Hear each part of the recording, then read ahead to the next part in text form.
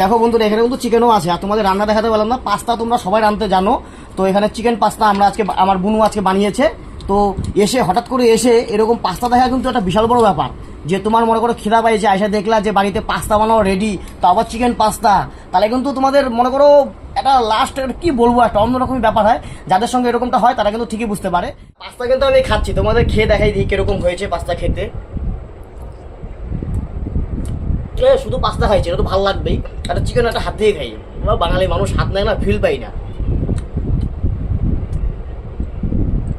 কেমন হলো বল?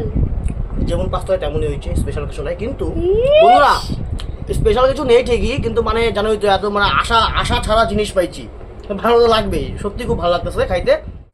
তো বন্ধুরা আজকে তোমাদের দেখাতে পারলাম না পাস্তা আমার বোন কি করে রান্না করেছে, কিন্তু নেক্সট যখন আবার পাস্তা রান্না হবে তোমাদের কিন্তু সব কিছু দেখাবো কেমন করে, মানে আমার বোন কি করে করে। মানে তোমরা সবাই করো, কিন্তু তাও একটা থাকে না দেখানোর মতো। তো দেখাবি তো কিরে?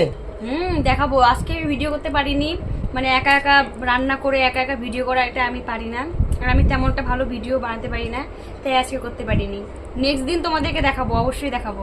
সবাই প্রথম প্রথম ভিডিও করতে পারে না, আমি কি পারি নাকি? আমি তো কোনো রকমের কাজ চালাই, আর আমি এডিটও জানি না। আমি তো আরই পারি না। আমি তো এদিকে রান্না করবো নাকি ভিডিও বানাবো আমি নিজেই বুঝি নেই। আর আমি যে যতটুকু এডিট পারি ততটুকু দিয়ে কাজ ছাড়াই, মানে চালিয়ে ফেলি, মানে যে জোড়াতালি মাইরা দেখোই তোমরা ভিডিওতে।